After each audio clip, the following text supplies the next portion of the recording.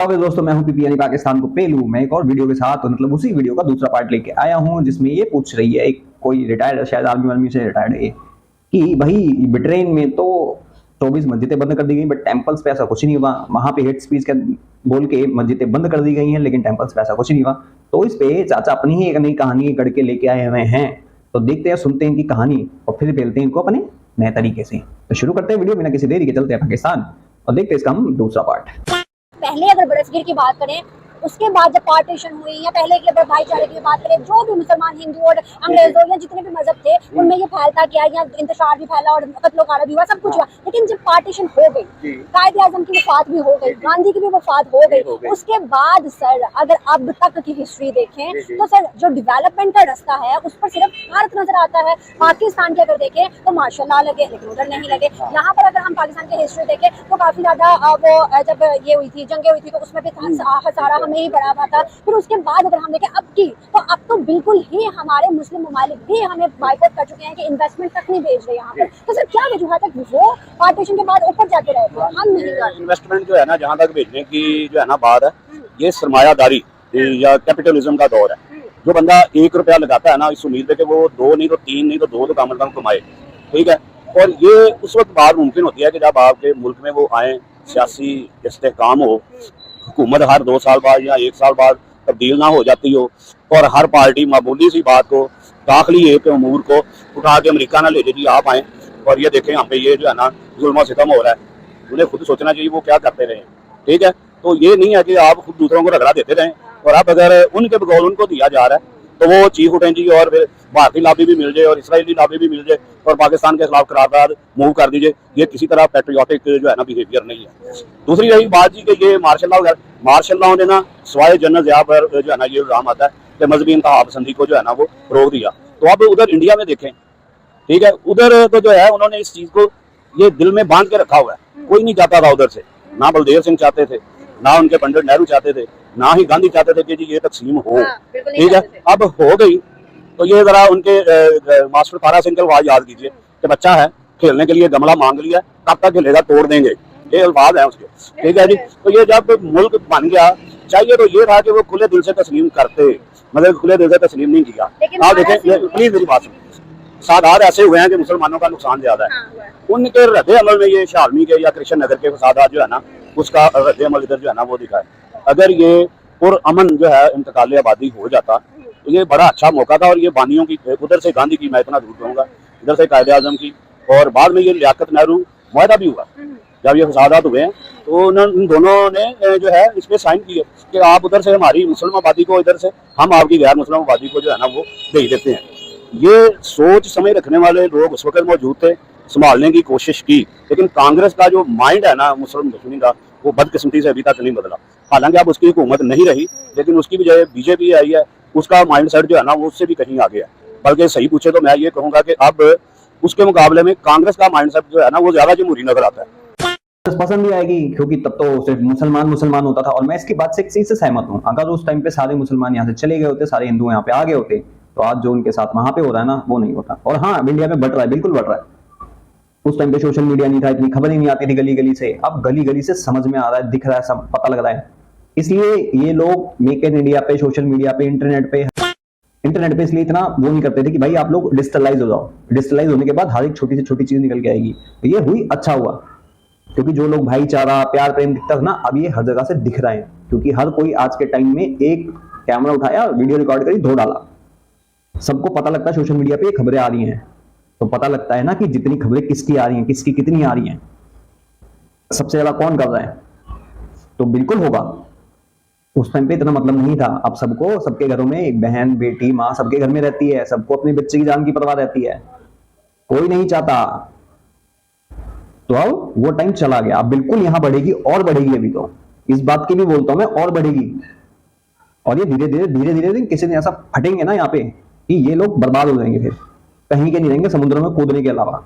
वक्त आएगा, और सही है कि टाइम से पता लग गया, नहीं तो एक टाइम पे फिर ये जो ये बैठे हैं ना पोजीशन में, चीखे मार रहे हैं, इनकी बोलती भी बंद होगी। क्योंकि कोई माँ बाप, कोई भाई बहन नहीं चाहते कि उनके साथ कुछ गलत हो, उनके बच्चों के साथ कुछ गलत हो। तो बहुत सिंपल सी बात है, अपने बच्चे के लिए जान दे भी देता है कोई, ले भी देता है, कोई बड़ी बात नहीं है। सेल्फ डिफेंस में या तो वो नहीं या तो मैं नहीं, ये चलता है। और इसमें पिसेगा कौन? जो शरीफ बंदे आएंगे, जो शरीफ मुसलमान हैं, जिनको इन चीज़ों से कोई लेना देना नहीं, उनको अपनी फैमिली देखनी है, अपना घर देखना है यहाँ पे 10% 15% जो भी हैं, लेकिन हैं, उनको इन चीज़ों कोई मतलब नहीं होता। बस खाली गलती उनकी क्या होती है, वो लोग बोलते नहीं है कि ये चीज़ गलत है, क्योंकि उनकी तादाद इतनी नहीं है, तादाद एक्सट्रीमिस्ट के ज़्यादा है, यहाँ से जिहादियों भी ज़्यादा है, इसलिए वो भी अपनी जान बचाने के लिए चुप ही रहते हैं। तो अब उनके साथ साथ वो 15% भी जाएंगे बेचारे। मुसलमान दुआ करते हैं कि शायद ये बेहतर करे तो इसको हटाएं तो ये आ जाए। कांग्रेस को वोट मिले हैं इस दफा, उसकी इंतहा पसंदी के मोदी को लेके बैठ गई है। जहां उसने मंदिर ढाया ढा के, मस्जिद ढा के मंदिर, उस शहर से वो हारा है। ठीक है, ये बड़ा वाज़ेह पैगाम है। अगर जो मतलब एनालाइज करने वाले लोग हैं वो अगर करें तो ये बड़ा वाज़ेह पैगाम है और उनको समझ लेना चाहिए। अगर वो ऐसा नहीं करेंगे तो चुन लाई की वो पेशीनगोई जरूर साबित होगी कि आप इस पाकिस्तान को रो रहे हैं। यही हाल रहा आपका मुस्लिम दुश्मनी का, यहाँ 10 पाकिस्तान बनेंगे। सही बात है। और देखिए ना सर, आपने कहा कि गांधी भी नहीं चाहता था, जवाहरलाल नेहरू भी नहीं चाहते थे। पाकिस्तान बनने के लिए सबसे ज्यादा जो पाकिस्तान की छोड़, अगर 1 फीट जमीन भी लेके दिखा दें अभी कि बोल देंगे हमारा अलग देश बनेगा, नहीं पढ़ेंगे ना, एक भी बोल के दिखा दे अलग देश बनाएंगे, ये इसका नाम हम ये रख रहे हैं, मुस्लिम कंट्री बनाएंगे हम यहाँ पे, क्योंकि ऐसे तोते उड़ेंगे ना, ऐसे उड़ाए जाएंगे। एक ने सिर्फ चिकन नेक काटने की बात करी थी, आज उसका पता नहीं क्या क्या कट रहा है। आगे बात समझ में नहीं समझ में आई तो बिठा लो इसको। और रही अयोध्या वालों की बात, तो भूखे ही मरेंगे वो, छोटी सी बात है। जो राम के नहीं हुए वो तुम्हारे क्या होंगे। इतना राम मंदिर पे पैसा लगा, जितनी वहां पे डेवलपमेंट पे पैसा लगा तुम लोगों के लिए, तुमने उतना ही हक दिया है। और अब क्या है, दुकानें खाली पड़ी हैं इनकी। भाई सीधी बात है, राम जी के प्रसाद के भूखे नहीं है, अब तुम्हारे भाव के भूखे हैं। जाओ बिना प्रसाद के जाओ, चढ़ावा चढ़ाओ भी मत। मैं ये भी कहता हूं कि चढ़ावा भी मत चढ़ाओ, वहां पे चढ़ाना भी बंद कर दो। और साफ यही रखो कि भाई जब तक ये गवर्नमेंट से टैक्स फ्री नहीं करते, हमारे मंदिरों को, मंदिरों से कंट्रोल खत्म नहीं करते, तब तक हम चढ़ाएंगे नहीं 1 रुपया भी। वो तुम्हारे पैसों के भूखे नहीं है ना, वहां से तुम संभाल लो कुछ। पूरे देश में जाने गालियां पड़ रही हैं, इनको पानी तक पिलाने को कोई राजी नहीं है, पानी तक पिलाने को राजी नहीं है। बात मोदी की नहीं है, वो इंसान है, कोई फर्क नहीं पड़ता। एक छोटी सी बात है, वो ये अयोध्यावासी है ना, ये जो श्री राम के नहीं वो किसी काम के भी नहीं। फिर वो तुम उनसे प्रसाद लेके जाओ। मैं इंडियन से बात कर रहा हूं, अपने हिंदू से बात कर रहा हूं कि तुम प्रसाद लेके जाओगे तो प्रसाद भी काबिल नहीं होगा।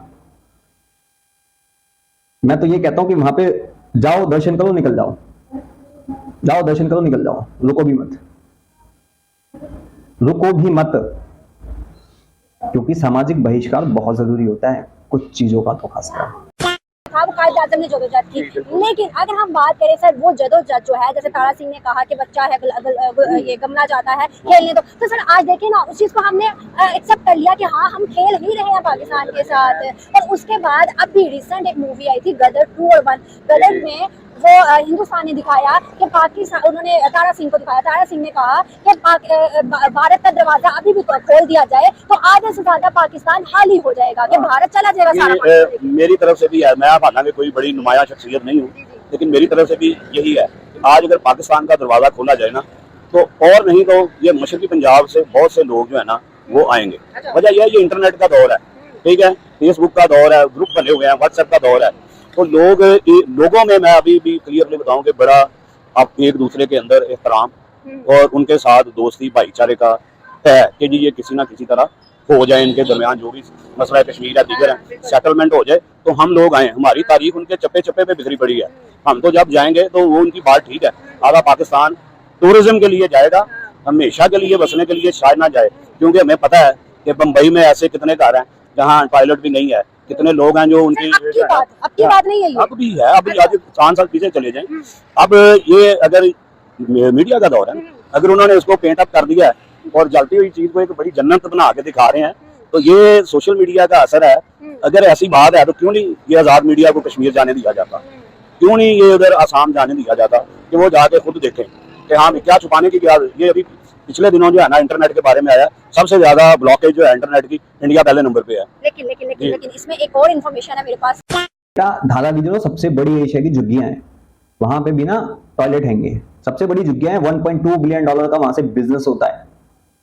आप समझ ले चाचा, बात सुन लियो पूरी। आजाद कश्मीर, कश्मीर में क्यों नहीं जाने दिया जाता? वहां पे टूरिस्ट से लेके हर कोई जाता है, हर कोई जाता है। आसाम, हर को पूरे इंडिया घूमते हैं, कोई जगह पे रोक टोक नहीं है किसी को। पाकिस्तानियों के लिए लात मार के निकालो, तुम्हें यहाँ आने की जरूरत भी नहीं है। मैं तो कहता हूँ कि मेडिकल वीजा भी बैन होने चाहिए, मेडिकल वीजा भी नहीं देने चाहिए। मेडिकल वीजा पे आते हैं, हमारी फ्री की सर्विसेज लेते हैं, और यहाँ के डॉक्टर भी, यहाँ के कुछ लोग भी, यहाँ के एनजीओ भी इनको बड़ा प्यार दिखाते हैं। लेकिन यहाँ की अगर किसी गांव की बच्ची के साथ, किसी बस्ती की बच्ची के साथ, बच्चे के साथ, आदमी के साथ, औरत के साथ कुछ होता है तो ये मौन धारण कर लेंगे, उसके साथ कुछ नहीं करेंगे। उनका पैसा माफ नहीं करते, हॉस्पिटल में बिल नहीं दोगे तो डेड बॉडी तक नहीं देते ये। क्योंकि मेडिकल वीजा भी बंद होने चाहिए। जो उनके पर रिसोर्सेज खर्च हो रहे हैं वो अपने लोगों पे खर्च करो ना। और रही बात इससे की, तो जरा जम्मू जो कश्मीर है तुम्हारे पास, जैसे सॉ कॉल्ड तुम आजाद कश्मीर कहते हो, पीओके, गिलगिट बल्तिस्तान, जाने दो ना, टूरिस्ट को जाने दो, बलूचिस्तान में जाने दो, जाने दो ना। आजाद मीडिया तो, अब आजाद क्या तुम्हारा ही मीडिया नहीं आ सकता वहां पे? तो यूट्यूबर कहते दोबारा जाने की हिम्मत नहीं उनकी, लट बनने लगे होंगे इनके। एक टाइम वो आ गए थे, सब अपने अपने चैनल बंद करके बैठ गए, घरों से कर रहे थे, ऐसे तो तोड़ गए थे इनके। तो दूसरे की कॉल के गंदे देखने से पहले ना ये खुद का देख लो, झाँक लो। तो झाँकोगे क्या? तुम तो घूम ही ना आते हो। दुबई जब G20 हुआ था वो कश्मीर के अंदर करवाया था, श्रीनगर में मोदी ने। तो दुबई शेख जितने भी थे यहाँ पे यूरोप से गए थे, तो दुबई के शेख ने ये बात बोली थी कश्मीर के अंदर खड़े होकर, जो कि बहुत वायरल थी। उसने कहा था this is Kashmir, this is Modi's Kashmir, wow this is beautiful Kashmir, Modi's Kashmir. तो सर ये चीज बहुत वायरल हुई थी। उन्होंने कहा कि हम तो कश्मीर को देख के परेशान हो गए, ये तो कश्मीर लग ही नहीं रहा है, तो यूरोप का एक हिस्सा लग रहा है। बात फिर वही है, एक आप इस अनारकली के एक हिस्से में आग लगी हुई है और एक तरफ इधर बड़ी लाइटिंग है, मैं आपको इस तरफ लेके जाऊँ तो आपका क्या इंप्रेशन होगा जी? ये तो क्या बात है जी, बड़ा खूबसूरत है। इधर उधर वाली फसादात का आपको पता ही ना लगने दिया जाए। तो ये वन साइडेड प्रोपेगेंडा है, ठीक है। इसी को चाक करने की जो है ना वो जरूरत है। ठीक है, क्या लगता है आपको सर, अगर हम इन चीजों में पड़े रहे तो? पाकिस्तानियों का काम है, इंडिया में काम नहीं है। इंडिया में किसी भी फॉरेनर को कहीं नहीं रोका जाता, कहीं भी जाने से। अगर तुम सोचो भाई आर्मी कैंट में घुसने की सोचोगे तो वहां तो सिविलियंस को अलाउ नहीं होता, तो तुम किस खेत की मूली हो गए? तुम चाहते हो आर्मी कैंट में जाके देखिए कौन कौन से हथियार कहाँ कहाँ क्या चीज खड़े हैं ना, तो वहां तो कोई भी नहीं आ सकता ना। यहां तक कि यहाँ पे फॉरेनर्स आते हैं, झुग्गी झोपड़ियां तक देख के जाते हैं, जो झुग्गीज होती हैं। ऐसा नहीं बिल्कुल साफ ही है पूरा इंडिया, पूरा बिल्कुल नीट एंड क्लीन नहीं है भाई, बहुत सारी गंदी चीजें हैं। उनको तो कोई नहीं रोकता, व्लॉग्स बनाते हैं, लोगों से मिलते हैं, अच्छी भी दिखाते हैं, बुरी भी दिखाते हैं, उनको तो कोई नहीं रोकता। बाहर जाके इवन यहां से वापस जाने के बाद वो तारीफ ही करते हैं, बुराई तो नहीं करते। बट लेकिन तुम्हारे यहाँ पे आके तो वहां जा भी नहीं सकता बंदा, जा भी नहीं सकता। तुम्हारा खुद का मीडिया नहीं है, तुम्हारे देश के लोग नहीं आ सकते, दूसरे तो छोड़ ही दो तुम। तो ये बकचोदी अपने पास रखो अंकल, ठीक है, समझाना किसी और को। ये नल्ली है तो समझ रहे सब नल्ले हैं। वरना दुश्मनी, लड़ाई, डिफेंस, मार पिटाई, जंगे, तो आपको नहीं लगता कि ज्यादा जो बैड इफेक्ट है वो पाकिस्तान को आपकी बातों से यूं लग रहा है जी कि दोस्ती की तरफ जाना चाहिए। तखफीफ असला ये बड़ा पुराना लफ्ज है, होना चाहिए। लेकिन एक बंदे के पास 100 बंदूकें हैं और एक के पास 10 हैं, तो हम 10 वालों को कहें जी कि आप बिठा के 5 करें, और 100 वालों को ना कहें कि जी आप कम से कम बिठा के 150 ही कर लो। तो ये भी एक जो है ना हमें दबाने की कोशिश है। मुल्क की दिफा की, मेरी बात सुने, मुल्क की दिफा की जरूरत से जो भी किसी भी पार्टी का हुक्मरान जो है वो जरा चश्मपोशी करेगा, ठीक है, उसे खमियाजा भुगतना पड़ेगा। चाहे उन्हें पता भी हो कि जी फौज ने ये कर दिया, ये कर दिया, वो कर दिया, ये जिम्मेदार है, लेकिन जब वक्त पड़ेगा वो फौज के पीछे खड़ा होगा। ये हालिया वाकयात में भी आपने देखा है, कौम उसके पीछे खड़ी है। तो ये अपने दिफा का हक तो हमसे वो नहीं छीन सकते। आप दोनों के माशाल्लाह जर्नलिस्ट हैं, आप दोनों के जो है ना डिफेंस बजट का मुआवजा कर लें, तो वो फिर आपको पता चलेगा जी कि हम कहाँ हैं और वो कहाँ हैं। बाकी ये मैं आपको ये बता दूं कि अमन की ख्वाहिश ना इंडिया से ज्यादा कहीं पाकिस्तान के लोगों में है। वजह यह है कि इंडिया वाले जो हैं उनके लिए शायद इधर, हालांकि उनके भी बड़े इधर तारीफी आसार हैं, लेकिन मुसलमानों के तो उनके, मैंने भी बताया कि चप्पे चप्पे पे हैं। हम जब भी जाएंगे लखनऊ या दिल्ली जाएंगे, हर कूचे में हमें किसी ना किसी मस्जिद, मदरसे, किसी खुदा के नेक बंदे का मज़ार मिलेगा जिनका तारीफ में जिक्र जो है वो है। तो जो है ना जी सर, इसी चीज को मैं लेकर अभी पाकिस्तान खोदा जाएगा तो पाकिस्तान में चप्पे चप्पे पे क्या तुम्हारे अंग अंग पे इंडिया का हिंदुओं का नाम लिखा मिलेगा। ठीक है, वो तो यहाँ के कुछ वो कहते हैं ना हिजड़े नेता, हिजड़े नल्ले, उनकी वजह से हम हिंदुओं की मट्टी पलीत है, और हम भी ना चूती हैं जो सोए बैठे रहते हैं इन लोगों की हाँ में हाँ बोलते रहते हैं। खोदा जाए पूरा पाकिस्तान तो पूरा निकलेगा वो हिंदुस्तान उसके अंदर से। अकबर के हरम की जो 200-300 थी ना, उन्हीं की मेरे को लगते हो। तो हरकतें तुम लोगों की वही वाली हैं। इंतहा पसंद इंडिया में ज्यादा है। गजवाए हिंद यहाँ से बोला जाता है ना। हिंदू काफिरा काट देंगे हम, यहाँ से बोला जाता है। बच्चा भी वहां पे बोलता है। यहाँ पे बच्चे से पूछ के देख ले, उसको घंटा नहीं पता होगा पाकिस्तान कौन है। तो तुम लोगों को कहा 10 पैसे की नहीं है। और तुम लोगों से हम लोगों का कोई कंपेयर नहीं है। हम बनाएंगे इससे 1000 गुना ज्यादा बनाएंगे, बजट और 1000 गुना बनाएंगे और बेचेंगे पूरी दुनिया में। और चैट पे करोगे तो ठोके जाओगे, ठीक है। नहीं तो अपने जितने भी कुत्ते ना इंडिया में भर रखे हैं, निकालो इन्हें, लेके जाओ। नहीं तो ऐसे ही सुअर बनते रहोगे। वैसे तो इंडिया से क्या पूरे वर्ल्ड से निकल रहे हो। कह रही हूँ कि अगर हम देखें इकोनॉमी के लिहाज से या दूसरी चीज़ों के लिहाज से, तो वर्ल्ड की जो लिस्ट है उसमें हम पीछे हैं। तो आपको नहीं लगता कि हमें जो है पड़ोसियों के साथ, हिंदुस्तान के साथ, जहाँ हिंदुस्तान वर्ल्ड के साथ बना चुका हुआ है, और मोदी तो ये कहता हुआ नजर आ रहा है कि 1 अर्थ 1 फैमिली, मतलब एक जमीन एक फैमिली की तरह रहनी चाहिए। तो सर आपको नहीं लगता कि हमें आपसी ताल्लुकात में, ये नहीं कह रही कि सिर्फ पाकिस्तान को कदम उठाना चाहिए, मैं कहती हूँ दोनों बराबरी पे आ जाए। हाँ, बराबरी पे आ जाए, ये बिल्कुल ठीक है। लेकिन हमारा भी फायदा, बहुत फायदा। अभी कल ही एक बात हुई है, एक शोशा कह लें या खबर छोड़ी गई जी कि मोदी साहब ने ना इनकार कर दिया है तो आने से। इधर से कहा गया जी कि उधर से बल्कि कहा गया जी अभी कुछ नहीं हुआ। लेकिन आज या कल उनके वजीर ने कहा कि पाकिस्तान से बाज़ाब्ता बातचीत का जमाना गुजर गया है।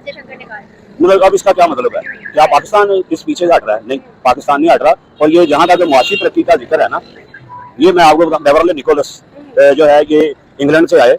उस वक्त कायदे आज़म नेहरू वगैरह जिंदा थे। उन्होंने ये जानने के लिए यहाँ मसला है क्या, पूरे हिंदुस्तानी जो है लोगों के इंटरव्यू किए।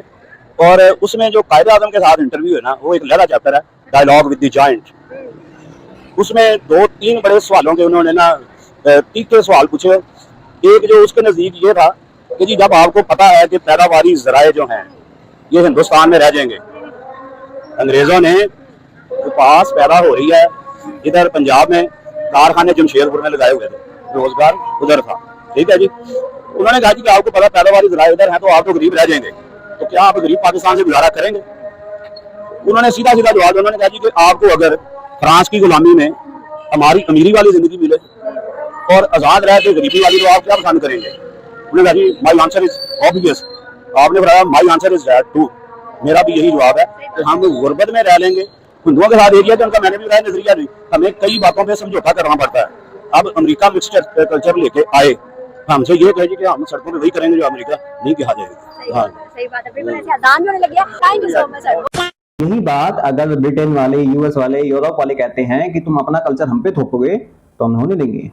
तुम वहां बैठ के खड़े होके रोडों पे नमाज पढ़ के वहां शरिया लॉ का बात करोगे, वहां पे मुस्लिम कंट्री बनाने की बात करोगे तो वो चुप बैठेंगे, तो पे ले जाओगे बेटा। और रही बात जायद ज्यादा यहाँ पे इंडिया में है, तुम लोगों की आबादी उस टाइम थी कितनी? और सबसे ज्यादा बिजनेस हब कहा जाता था लाहौर को। कितनी फैक्ट्रीज थी वहां पे, कितना कुछ था, वो तुम लोगों ने बेड़ा गर्क कर देना है उसका। तुम लोगों ने मारा, खत्म कर दिया सब कुछ। गरीब क्यों रह गए तुम लोग? जब तुम लोग अपने बच्चों को जिहाद सिखाओगे, पढ़ाओगे लिखाओगे नहीं, पंचर ही बनाएंगे ना, गोबर ही खाएंगे ना, ऑफिसर तो बनेंगे नहीं ना, खाएंगे लोग बने। तो इसलिए तुम रह गए।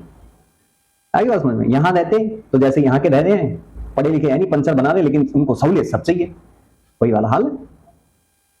बाकी आप सब क्या कहना चाहेंगे इन बड़हू चच्चा के बारे में? कमेंट सेक्शन में जरूर बताएं। मैं पीपी यानी पाकिस्तानी के लिए चलता हूं, मिलता कुछ और वीडियो में, तब तक जय हिंद जय भारत।